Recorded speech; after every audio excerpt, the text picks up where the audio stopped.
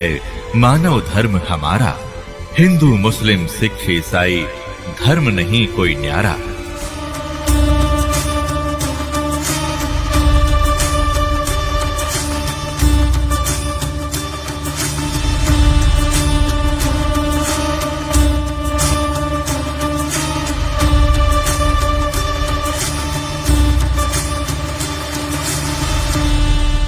और जो ऐसे समय में भी गलती कर जाएगा, जैसे किसी ने 10 वर्ष 5 वर्ष भक्ति कर ली, 2 वर्ष कर ली, 4 वर्ष कर ली, ये सत साधना दास से प्राप्त करके, और फिर चूक गया वो सत्संग के अभाव से, तो फिर क्या होगा उसके साथ?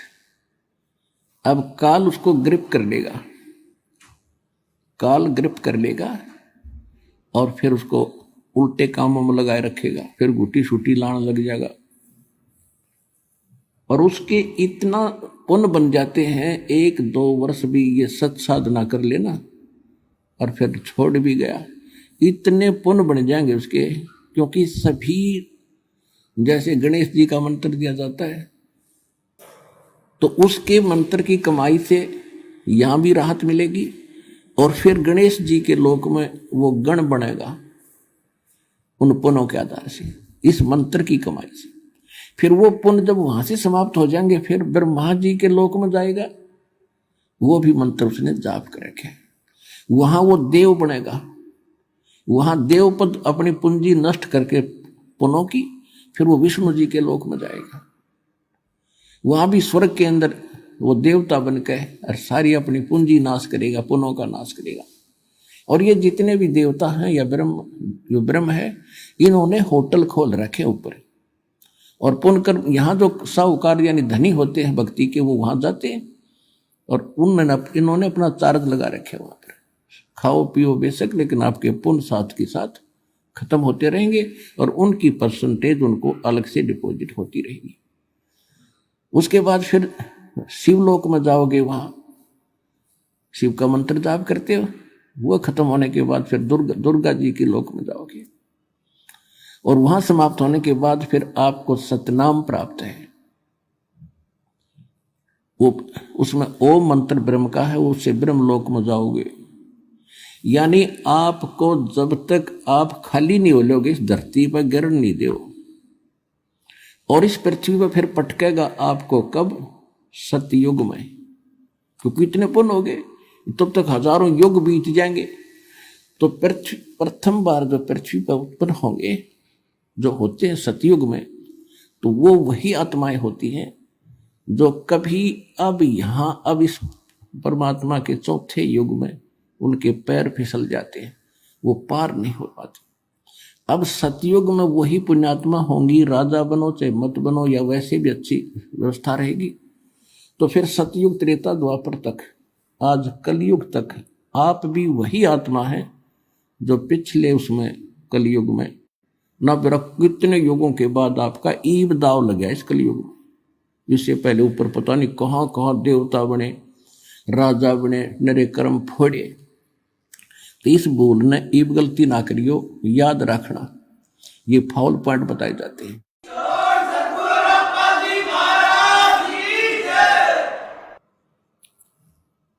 तो वही आप वही पुण्यात्माएं हैं। अब सतयुग त्रेता द्वापर में भगवान आपके अंग संग घूमा करते थे, प्रत्येक को संदेश देते, प्रत्येक युग में, चाहे किसी तरह वो दें, किसी तरह जाएं, लेकिन हम कानों पर कटाड़ गए, हम सुखी थे।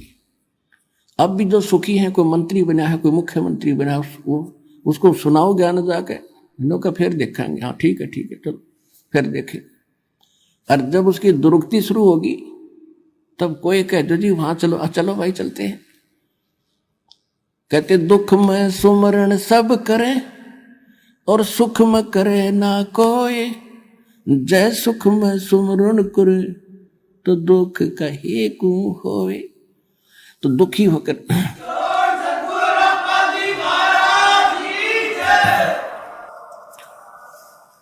तो परमात्मा कहते हैं, जो जन मेरी शरण है ताका हूम दास, और गेल गेल लाग्या फिरूं जब तक धरती आकाश। अब आपको परमात्मा कैसे निकाल कर लाए हैं, आप विचार करना।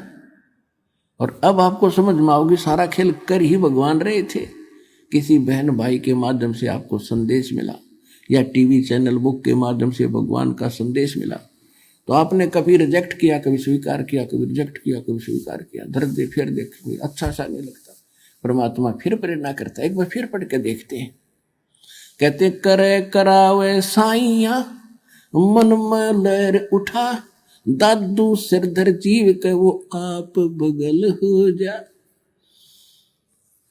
तो वो यूं फिरता आपके पीछे पीछे और कहते मैं दास हूं।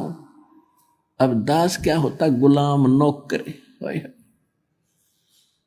अपने आत्माओं, आप इस सतलोक आश्रम बरवाला जिला हिसार में आप व्यवस्था देख रहे हो, ये आप और ये हम नहीं कर सकते, यहाँ भगवान कर रहे हैं। कबीर साहब ये सत्कर मान लेना। वो किस रूप में रहते हैं, नहीं तो हमने खूब पता है। बारात आया करती, 100-150 आदमी होते बारात में। 1 महीने पहले जाडा चढ़ जाया करता, सर्दी लगन लग जाती। हाय कैसे होगा, पूरा ना पट्टे के दे, ये ना हो। और यहाँ अंतोल्ला अनमोल्ला देवे, करोड़ी लाख हजारी वो, यहाँ कोई गिनती नहीं। तो पुण्यात्मा, वो परमात्मा आपका मालिक होते भी, आपका बाप होते भी आपका नौकर है। जैसे बच्चे, छोटा बालक होता है तो माता पिता उसको कंधे बैठा लेते हैं, सिर पे बैठा लेते हैं।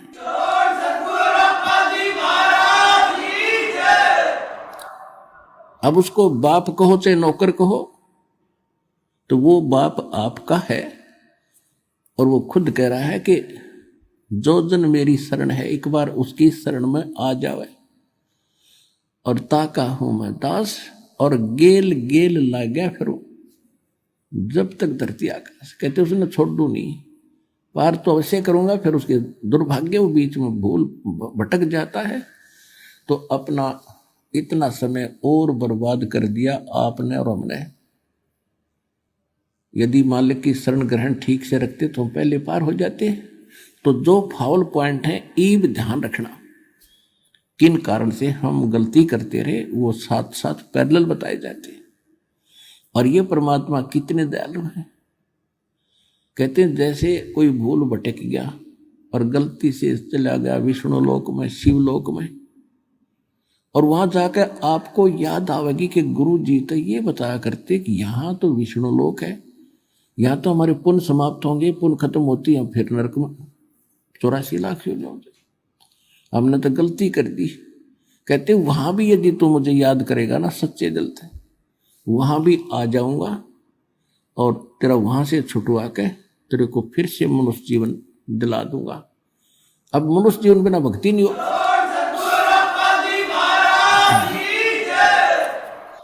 अब मनुष्य जीवन के बगैर ये मोक्ष नहीं हो सकता। क्या कहते हैं, शिव मंडल ब्रह्मापुरी चाहे विष्णु लोक में हो, और हमरे गुण भूले नहीं तो आण छुटाऊं तो। तुझे वहां से भी छुटवा लाऊंगा, चाहे कहीं पर भी हो, मेरे गुण को नहीं भूलेगा कि हम गलत आएंगे। क्योंकि परमात्मा पिता है और पिता बच्चों के 100 अवगुणों को भी माफ कर देता है। तो हम कितनी गलती भयंकर वहां करके आए और फिर हमारे पीछे पीछे घूम रहे, और अब हम पल पल पर कर रहे हैं।